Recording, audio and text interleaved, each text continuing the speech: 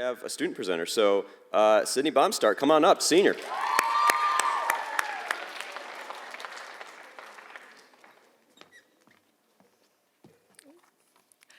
Hi, I'm Sydney Baumstark, and I'm a senior.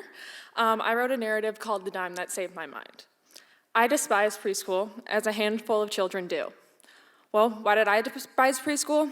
Because I have struggled with some form of anxiety my entire life. Separation anxiety, general anxiety, social anxiety, you name it. In preschool, it was separation anxiety. Every morning when I was dropped off, I would sob inconsolably, anxiety engulfing me for the rest of the day. My teacher saw me as a nuisance, but I couldn't truly blame my preschool self. Then, on one of my hard mornings, my dad gave me a dime, a shiny, silvery dime that weighed less than an ounce. He told me that as long as I held onto the dime, he and my mom would be with me. Now, as cheesy as that sounds, it did help. Yes, that feeling of ease only lasted so long. Sooner or later, the monster in my brain would take over again. While preschool was difficult, elementary school and middle school were treacherous. My separation anxiety continued to haunt me. However, my general anxiety and later my social anxiety appeared from under the bed. I remember continually leaving the classroom, sweating and in tears. Multiple times a week, I was having an attack, and I needed to learn to calm down. I was almost always embarrassed. But then, I would remember the dime, the minuscule, shiny piece of metal that was given to me years prior. Still in my backpack, it reminded me that I was not alone. Next, high school came around. And I'm not gonna lie, the beginning of high school was hellish for me. I cannot even begin to count how many times I left a classroom in tears. I remember the soreness in my throat as I attempted to hold back tears. I remember the pool of sweat my body produced. I remember the constant questions eating at my brain. Why are you such a crybaby? What is wrong with you? Aren't you old enough to stop crying at the smallest inconvenience? The vicious monster continued to battle my thoughts and emotions. While the weight of the attack crushed me, the idea of the dime still hovered. I was not sure what the true meaning of that dime was. Perhaps the meaning has changed over the years. However, now that I have matured, I think I know the true representation of that dime. The dime represents the development of not only my anxiety, but the whole of myself through the years. I like to think about it this way. The value of money, the value of a dime, and money in general changes over time. At some points, my anxiety has weighed on me to the point where I don't even want to get out of bed in the morning. And at other times, I have been able to walk alongside it instead of being overtaken by it. Like I said, I've struggled with some form of anxiety my entire life. And I hate to describe it as a struggle, because now that I have grown up, I realize that my anxiety is only an obstacle that I can jump over, crawl under, and even swim through. I am no longer embarrassed about my anxiety, as I have come to recognize that it is only a part of me. While my anxiety is always with me, it is no longer the monster that controls my life. I am not 100% sure where that dime is today. I may have lost the dime, or spent it, or perhaps it's sitting in my piggy bank. The whereabouts of the physical objects may be unknown. However, the lesson that it taught me, that I can live my life despite it, will never be forgotten. I carry that lesson with me every day. Thank you.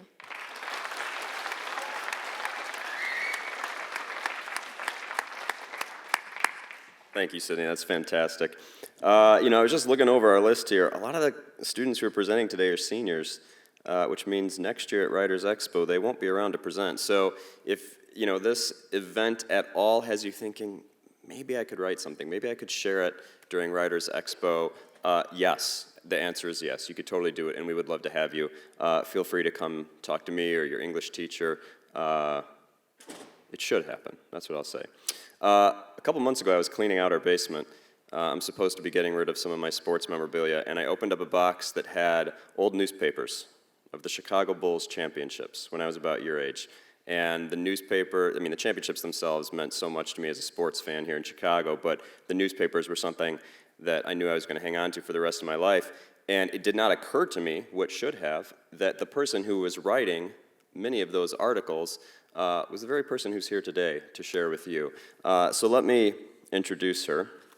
I'm going to get my notes so I can read this. She is an award-winning journalist, and an author. You may have seen her books up on screen when you walked in. She's written for the Orlando Sentinel, the USA Today, the Chicago Tribune, and ESPN. She has covered early in her career the Tampa Bay Buccaneers as well as the Florida State Seminoles. Later, here in Chicago, she covered pretty much every single sports team and the championships that they won.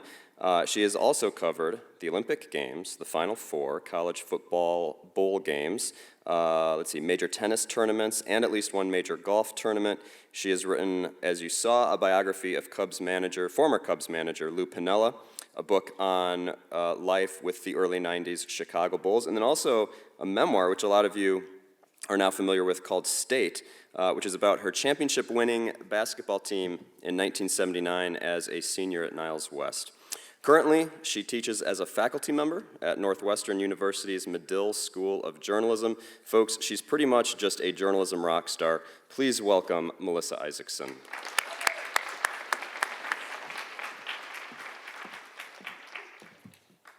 Thank you so much. Boy, listening to your poems and essays are just incredible and really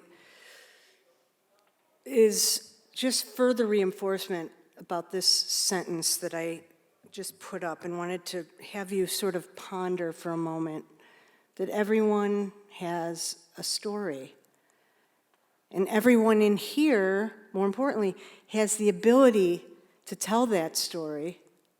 You need just one thing to be a great writer. Anybody venture a guess? Just yell it out. What? Good handwriting? People really writing? Funny. Yep. Curiosity. Boom. Good one. Give him a hand. Yeah. I mean, you might be sitting there and going, well, I don't know, I need a little more than curiosity. I'm really not a very good writer. And believe me, I have students, grad students, who are paying a lot of money to get their master's degree in journalism are saying, I'm not really a good writer. Some of them might even say, I don't even really like writing. But if you ask the very best writers in journalism, almost to a person, they'll tell you, I'm really a better reporter. But it all starts with curiosity. All it takes is your eyes, your ears, your ability to listen, which is really tough, really, really tough. I'll challenge my students. I just really want you to listen. Just really listen for the next half hour. And it's really tough because you have a lot of things going through your head, things are distracting you. And to be a great listener, though, is a key component to being a great journalist. You don't have to be a wonderful wordsmith if you are curious and if you can listen. I'm going to talk mostly, though, about writing through the prism of journalism. I did some narrative nonfiction with my book, and I could certainly answer questions about that process because it was really different for me. But everything in the world goes through journalism. Anything you could think of. And there are great stories all around you, in the hallways, in your classrooms, in your homes. They're everywhere. Everyone's got a good story to tell. When I taught it to Paul before I went to Northwestern, I would give this first day exercise that the students would interview each other. I'd pair you off and you'd have to go interview each other. And I'd say, pretend like you're writing a profile on the person and just ask whatever you would to write a good profile. And so, I walked around and we had an odd number that day, so I was going to pair off with a student. But before I did, I walked around and I heard the typical questions, how many siblings do you have? And, what do your parents do for a living? And stuff like that. And then I sat down with my student, who was my partner, and her name was Annalise. And I was curious. And so I said, wow, Annalise, that's a really pretty name. Is there a story behind it? Is there a reason, you were given that name?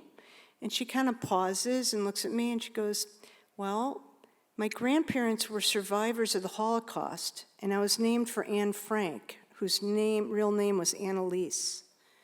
And I was like, oh, what a story, right? What a great story. It's not great, it's sad, but it's also triumphant and inspirational. And it's one of those gems that comes to a writer and gives them a great story. But all it took was a question, just being a curious person. So here's the thing. You guys, whether you realize it or not, and I'm sure you do on some level, obviously, are living through unprecedented times.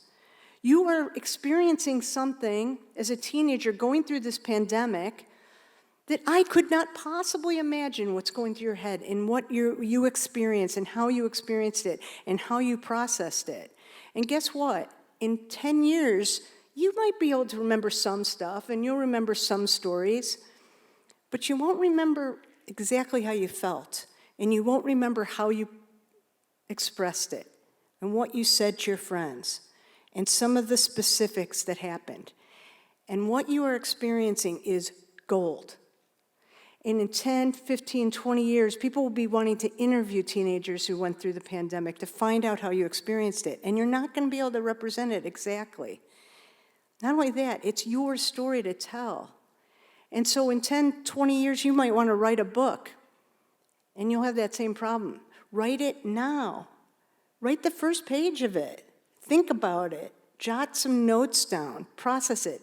Even though it's been miserable, get it out and think about it, because no matter how old you are, you could be writing a book right now, and trust me, people will be trying to interview you and trying to write that book, and they won't be doing the service that you will do to it right now as a teenager, thinking the way you're thinking. Journalism is so cool because, like I said, everything goes through it. You can write about science, you could write about religion, you could write about health, mental health, cops, courts, celebrity news. Oops, I skipped one celebrity news. You could write about big business, and you can write, you can write about really important things that our grandparents, and maybe your grandparents, but definitely my grandparents, used to hang on to front pages of newspapers. My grandparents had newspapers that said things like Dewey beats Truman, which was a famous Tribune front page. Of course, Truman won the election, but that was a famous Tribune gaffe. Cleaning out my parents' house after they passed away, found front pages on President Kennedy's assassination and on the Apollo moon launch. Journalists have always been chroniclers. They've always been the first witnesses to history, and they've risked their lives to tell stories in disasters and wars. They're the ones who've been writing the stories and taking the pictures of the bombed out hospitals and schools in the Ukraine. Journalists are heroes. I believe that in all my heart. What they're doing right now and what they've been doing the past several years is nothing short of heroic. You can write about social justice as a journalist. You can write about social justice in sports. That's a beat at a paper, in many papers, in many places. There's a New York Times columnist, that's all he writes about, are social justice issues as it intersects with sports. This guy I had in my class Thursday who wrote this, his name is Neil Greenberg, and he is the Washington Post's advanced analytics beat writer. Think about how cool a job that would be if you really like advanced analytics. That's all he does is write stories about advanced stats. You can write provocative stories for provocative magazines, or provocative headlines for that matter. You can cover fashion. You can write what we call service stories. During the pandemic, these were huge. Not just food and baking things, because we all were eating like crazy, at least I was during that time, but the how-tos were always big. Reporters give us vital, everyday information that we can use that will improve our physical health, our mental health. When you're a sports writer, we do things like I used to do for years. I was very self-deprecating. I would say, well, I'm not saving lives. People would ask me what I do for a living. But then you realize that you may have that power too. That stories come to your attention like this one did to mine, and the opportunity to make an impact is huge. This story about a Chicago boxer named Paco Rodriguez who died in the ring after a fight, and whose decision with his wife weeks before to become an organ donor saved the lives of 5 women who received his heart, his lungs, his liver, his kidneys, his pancreas. It was a story that was incredible because all the women were, well, they were women. And one of them who got his heart was actually a boxing fan who actually had been in that arena where he died. It was a story that at the end encouraged people to become organ donors and gave a little phone number to call and information if you wanted to become an organ donor, obviously after you died, but be on your license. Well, not everyone's after you die. Your heart would be after you die, but you can give your kidneys. So it was information on being an organ donor. And it was a story that inspired people to become organ donors. I wasn't the first one who ever wrote something like that, but it was the first time I ever experienced that feeling that even if one person read that and it inspired them to donate an organ, that's pretty powerful stuff. That's pretty important stuff. Journalism takes the form I talked about, profiles before. Obituaries, you wouldn't think about being great writing, because when we think of obituaries, we think of death notices, and we think of, visitation times. But obits are some of the great writing in journalism. They're really just profiles. I wrote many, many obits in my life in the Tribune. What you do, this is an interesting fact, I would write many of them, and many in big newspapers and big organizations, outlets have this, where you have a stockpile of obits for famous people. Donald Trump's obit's been written for many years, believe me. And so is Joe Biden's. And you update them. It sounds ghoulish, I know, but because you ever wonder when the person does die, a famous person, a big story follows pretty quickly, and that's because we write them ahead of time, which is very weird because you're reporting and you're interviewing people and asking people. Really what you're doing is just writing a profile. You're not like, so if this guy died, what would you say? You don't really say that, but you talk to them about that. So if you ever see an obit, especially like in the New York Times, they're famous for that. Pick it up. It's good stuff. Profiles often are wonderful stories, like this one on Daniel Radcliffe, or this one on Simone Biles. Was she just upside down? I don't know why that happened. Anyway, anybody hear of Lewis Hamilton? He was a Grand Prix racer. Paige Beckers, I went too fast. Anybody know her? I'm really sad that no one in any of the groups this morning knows Paige Beckers' name. Anybody watch the NCAA tournament? So she was a star on the UConn team. Maybe if they won, you would have heard of her, but that was a good story. Lewis Hamilton. Of course, you know John Legend. And then back to the picture that makes me look like I was born in the Depression. I can assure you I was not, but you can write about yourself. And it all comes back to, again, sort of your curiosity about where you came from and what caused you to do certain things and what's your story. For me, my brothers inspired me to play sports.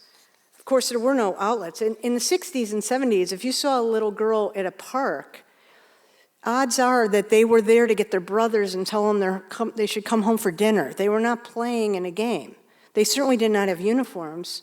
And they have been organized with referees and umpires and that sort of thing. So when I got my first uniform, I was thrilled, even though this uniform had a picture of a girl on the front with curly bobbed hair, like it looked like the 40s, and a big bow, and a curly Q letter L. And I remember thinking like, oh boy, okay, well, I'm just happy I have a uniform. I was very happy.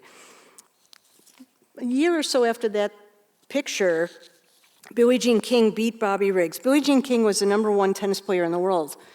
And she beat, in her prime, Bobby Riggs, who was about 50-ish, and he was a former player.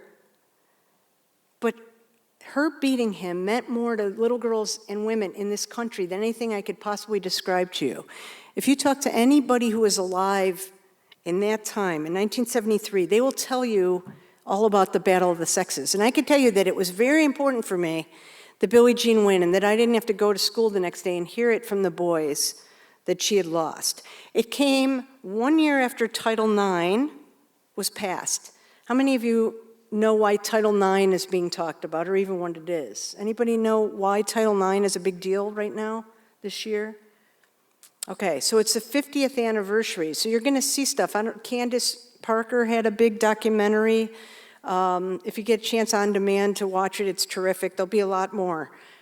Title IX is so simple that it sounds ridiculous that in my lifetime we were still having to make laws that guaranteed girls the same opportunity as boys in school, in any school activities for any schools that were funded by the federal government, so any public schools. But that was not guaranteed. So I had that going on, and then, of course, Watergate was going on, so I was interested in journalism. That was influencing me. It's kind of out of order a bit, but when I entered high school in 1975, and it, again, looks like the olden times, but it kind of was, we were, get this, just think about this for a second. We were not allowed to practice or play in the main gym. We called it the boys' gym. It was the one with the glass backboards and the regulation courts. We played in the girls' gym. And in the girls' gym, if you were running too fast after a layup, you would run into the wall and almost knock yourself out because it wasn't a regulation court. And that went on, and that was fine, post-Title IX. No one really seemed to think that was a problem. But the reason that the word transformation is in my book was because 4 years after this, 4 years after we weren't even allowed in the boys' gym, we won the third ever Illinois State Girls Basketball Championship, playing to standing room only crowds in that very gym where we were once not allowed to play. It planted the seeds, this state championship, for this, which I'll talk to you about a little more in a sec. And it also gave me the courage to do things like this as a sports writer, covering Tony La Russa. And it sent me to the Olympics in 2017, which was my fourth Olympics. This was the Summer Games. It took me around the world to places like the British Open, and took me to over 20 Wimbledons and the Australian Open and the US Open. This was the Winter Olympics in Turin. An Evanston speed skater named Shawnee Davis won gold. That was the front page story. That was in Italy. And it also led me to this parking lot in 2017. How many of you know who this is? Anybody? No, you'll be the first group that nobody knows. Anybody? No? Yeah. You're right. Dikembe Mutombo, absolutely, good one. So back in the day, before, we didn't have camera phone. I mean, I had a camera phone in 2017, obviously. But when I was covering the Bulls and the Bears, we were not taking selfies, okay? We were not taking pictures of ourselves with athletes. And any self-respecting journalist wouldn't do it today. But the temptation to do that in this case was because after our interview, Dikembe said, "Aren't you going to ask me to take a picture?" And I said, "No, it's okay." And he's like, "Come on, you know you want to take a picture." And he thrust my camera, my phone, to someone standing there and made them take a picture. And I'm really glad they did, because it's definitely a conversation piece. I have it taped up right outside my office at Northwestern, and it's just funny. I think he's 7'2", I'm 5'2", so yeah. Glad I had that picture taken. But took me to Super Bowls. When I covered the Bears, I was, like the Bulls, I was the first principal beat writer in Chicago, woman, to cover those two teams. And it took me to cover this guy who you might recognize in the prime of his career, which was a gift unlike anything I could really hope to match. I wrote a lot of stories on Michael Jordan, a lot. This is their third championship. I wrote about that. I wrote about when he retired, and I wrote about when he came back from retiring. And I wrote about when he changed his number to 45, which was for a couple weeks. He was 23, as you may know. Then he came back and changed because he didn't want to wear 23 anymore since his father had been killed. And he didn't want to ever play a game that his father wouldn't be able to watch him as 23. That was his thinking. And so he became 45 for about 2 weeks and then changed back. And that was my story, and it was a big scoop then, believe me. Pre-Twitter, I would have tweeted it out in a heartbeat, but it still was a pretty big story. And if you see a 25 Bulls jersey, 45, I'm sorry, grab it, because you'll put your kids through college if you want to sell it again. But I covered him with all the years afterward and all the championships that he won. And I covered him when he retired again. Oops. Sports writing took me to the World Series. This is a big moment for me because I was a White Sox fan, and again, we're not fans, right? We're objective, but standing in the locker room after how many of you are White Sox fans out there? Smattering, okay. Well, I grew up in Lincolnwood, a White Sox fan. Much like you guys, it's weird to be on this side of town and be a White Sox fan. It was even weirder then. Everybody I knew were Cubs fans. But, you know, we all have moments as writers where if we're lucky, we can conjure up a passion that we have from a life of just living as people in Chicago, for example. When the Cubs won the World Series, that whole press box was filled with Cubs fans who grew up as Cubs fans. They weren't cheering because we don't do that, we're objective. But they knew that feeling, that horrible feeling when their grandparents didn't live to see the Cubs win and they were so frustrated, and their parents and people going to cemeteries afterward talking to dead relatives saying, the Cubs won. They could relate to that, and the good ones let that bleed into their writing and let that foster some of the best stuff that we saw out of those events. For me, when the Sox won, it caused me to do a couple really weird things. One was Paul Konerko was the star of that team, and though I'm telling you about being objective and professional, but I had been talking to Paul Konerko, who was the star of the team, and he left, and I found myself alone in the clubhouse. It was past deadline at that point, and I see his bottle of champagne, half drunk and sticky, and just sitting on his stool in front of his locker. And I give a quick look around, and the janitor's coming in and dumping all of it into the garbage. I'm like, I'm gonna take this bottle of champagne. I didn't drink it, but I took it, and I got up to the press box. I was really embarrassed by it, because I stole it, when I was covering it. And a bunch of my colleagues were like, oh my God, that was such a good idea. Like, are there any more left? That's like an awesome idea for nostalgia. I didn't, of course, drink it, and I had to dump it out before I got on a plane, but it was sticky. It remained that way, and it's in my house to this day. But I also called my brothers 2, 3 in the morning after deadline. That final game in Houston went into the wee hours. And with tears streaming down my eyes and hearing the emotion in their voices, shared that story and shared the White Sox winning. And so sports writing is a really a special way to make a living writing. I was there when the Blackhawks won their Stanley Cups, and eventually it led me back to high school, where I realized that maybe the best story I had never written was there all along, just kind of waiting to be unearthed, because there are stories all around you, and this was ours. And I didn't know things that you don't know now either, and that maybe you'll discover someday. And mine was that I didn't know that our high school principal, who was a very stern guy, and I would never think to even imagine he had a family, he had 2 girls who were great soccer players, and they loved sports. We didn't call them jocks then. We didn't even call girls athletes then. They were just his little tomboy daughters. They ended up being phenomenal soccer players. We didn't know that he would travel downstate every weekend as a member of the IHSA, the Illinois High School Association, and fight with the men downstate who decided that basketball was too dangerous for girls, and that girls would take up valuable gym time that boys needed to practice and play.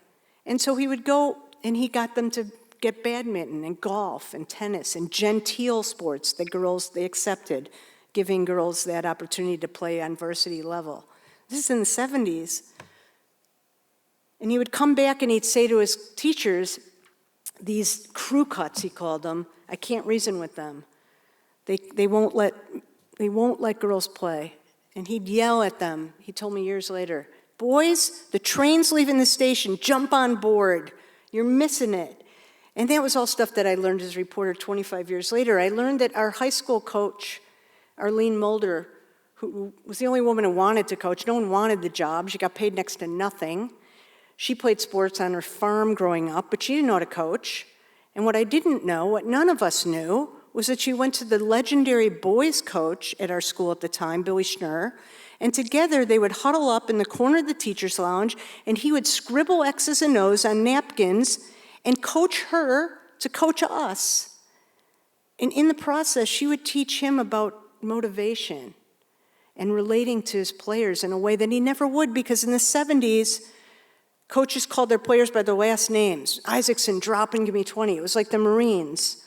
But Mrs. Mulder, our coach, taught us how to invest in the team. The last person on the bench was just as valuable as the first person off, who's the star player, a scorer, and a rebounder. They didn't know how many points and rebounds they ever scored because she wouldn't allow us to see our points. She wouldn't allow us to look at the scorebook. She made sure that we all felt part of the team. And so as a result, this scrawny little suburban team won the state championship we really had no business doing, because she taught us self-imagery and she taught us how to negotiate for what we wanted and strategize and all the tools that boys had when they were 5 and 6 in Little League about being leaders and being really good followers and sacrificing for the good of the team. All those things that make boys successful businessmen, we were learning in high school. And all that stuff made its way into the book, but it began with me realizing that it was more than basketball. This was a story I wrote in 2008 about my parents. It was on the cover of the Tribune magazine about their battle with early Alzheimer's. They were battling it while I was in high school. They were experiencing their first symptoms. No one knew that. Just like I didn't know that my best friend's mother was carrying 3 jobs because her father was a schizophrenic who was stalking the family and they had a restraining order. I didn't know that. We didn't talk about that. It wasn't on social media. My mother would say, "Did you hear so-and-so is getting divorced?" That was as close as it came. I didn't know that one of my teammates was coming from an abusive home, her father going to the school board and begging that they let her go to Niles West, even though she should have gone to Niles East because her mother was very abusive and he wanted her out of the house. And he knew that she liked sports. I didn't know any of that. So it wound its way back to the realization that my story was part of our high school basketball story and that somehow I had to be the one to write it, and so I did. And yeah, it was about basketball, but it was about so much more. It was about a group of girls in the first years post-Title IX, when girls in this country were not given access to the big gym and athletic uniforms. We were shared one set of athletic uniforms amongst all of us, and varsity, did I say that? Everything's blurring together. And varsity competition. But it was also about my teammates and how basketball rescued us. It brought me back to that gym 40 years later, which was incredible. This was the day the Today Show featured us. It brought me back to my high school teammates posing for the same shot that you saw in that clipping. It made me realize I had taken notes, some journals, because I never could quite recapture it as well as I thought.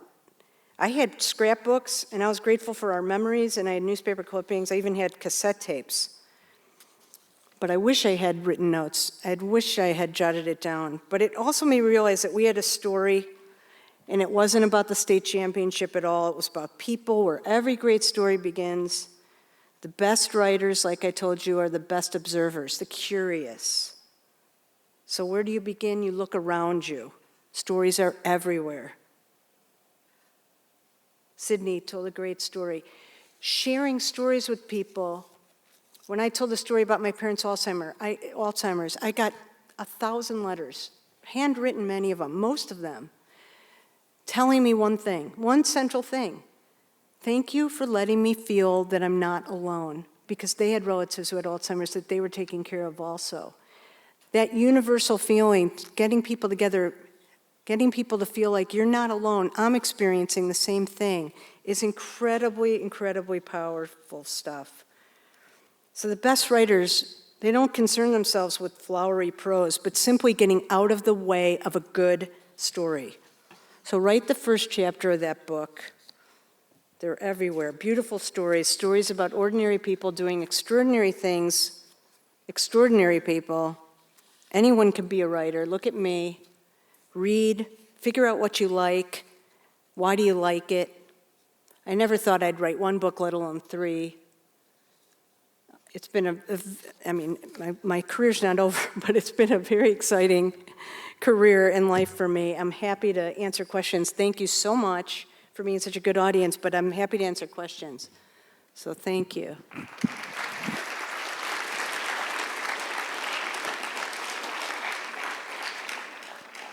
Any questions? Melissa, I actually had one. Yeah. You were talking, I don't know if it was this period or earlier periods, about, the stuff that we're going through now might be fodder for a book later, the importance of writing stuff down. You're teaching now a generation of students who have been posting on social media for however many years.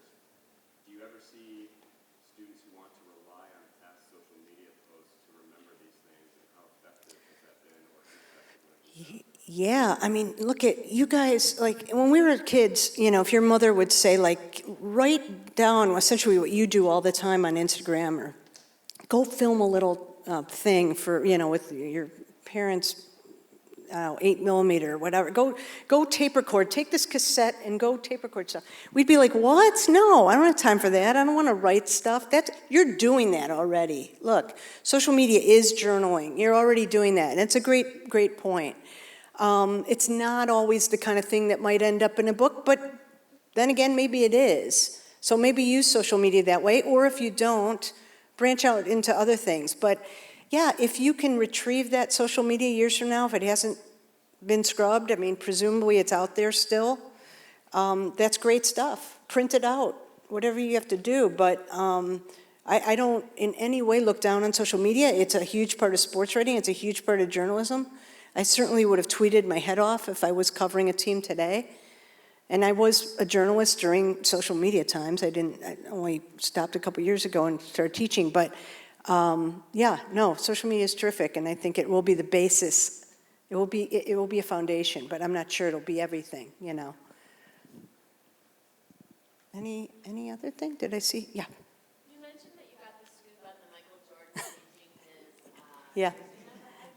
That's so funny. So it was another case of the last one in, the last one out kind of thing, or first one in, last one out rather. It was when the Bulls were at the Berto Center. No, it was at, the Berto Center in Deerfield.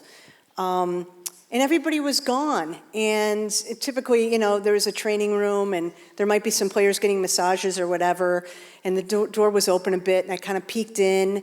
And Johnny Ligmanowski was their equipment manager. I believe he still is.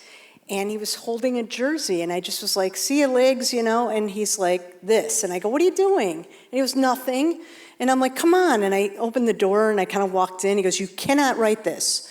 And then I looked, and he had the 45. They literally sewed. He sewed on numbers, and he sewed jerseys. I said, come on. And he's like, all right. What do I care, frankly? I didn't have to beat him down much. So I went and called my editor, and I said, Michael Jordan's going to be 45 tomorrow when he comes back. And he's like, he didn't believe me. He literally did not believe me. This guy was not, let's just say, the most forward-thinking guys when it came to dealing with women. And I think he truly didn't give me the credibility that I deserved at that point. And so, he didn't believe me. He literally didn't believe me. And I eventually, wore him down or got some other editors, and I wrote it. But I was scared to death that whole night. The next morning thinking, what if it was all a big, trick? Or he didn't sew it in on time, or he talked him out of it, or Michael changed his mind. But when he jogged out of the tunnel with that number 45, and I had my little story, that incidentally they played way inside the paper. Almost scared it still wasn't true. Think about that. Wouldn't that be a huge tweet now? If someone like Michael Jordan, I can't think of very many athletes in the history of the game who's so associated with a number like Michael Jordan was, 23. And the reason that he switched, did I say that about his father? Okay, so it was a good story behind it. Yeah. Sorry, I did this 4 times this morning, so I'm a little addled. Yeah.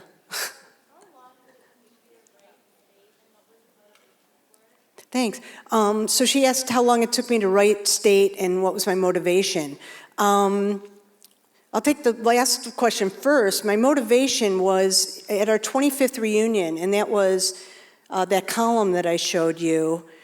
It was, we were all going to the gym at Niles West High School, and they were going to have a ceremony for us at halftime. And it happened to be my father was really in the last stages of Alzheimer's, and he had hospice people at our house. I write in the foreword about this. And it was, I was saying goodbye to my father, and at the same time I was saying to myself, what am I doing going to the high school for this reunion thing? I'm saying goodbye to my father. It feels, wrong for me to do that. And kind of, my family sort of said he would want you to do that. My mother already didn't know what was happening. She had Alzheimer's. I had a little talk with her anyway, and off I went, and I went into the gym, and I'll make a longer story shorter, but we ended up at the home of one of the players, and we were watching highlights from WGN covered the state championship then. We're watching highlights, and all of a sudden I'm out of the room, and I hear everybody yell, Missy, Missy, Missy, come back, come in. And I come in, and they had frozen on a picture of my parents in the stands cheering. And they looked so young, and it was so sweet. And everybody knew the circumstances that were happening with my parents, and everybody's hugging me. And it was just very enormous, the enormity of that day. We walked out, and I walked outside with my friend Connie, who was on the team, and she goes, I still remember this like yesterday. She turned to me, she goes, you have to tell our story. I was sort of the writer, even though I wasn't, obviously. I didn't write for the school newspaper, but I loved to write. I wrote poems for our team. We give flowers to our coach every game, and I wrote an anonymous poem that went with it every single game. So it was what passed for a writer, that I was it. And she just goes, you got to tell our story. It was clear we had one. So that was the motivation. I knew somehow, I think we always knew that there was a really great story in there. And did you say how long did it take? It took 15 years between that column and when it got published. It probably only took 3 months to write, but it started as just strictly a basketball story, and it evolved into this people story. And it eventually, found a publisher. It took longer than I thought, but yeah, thank you. Thanks, guys.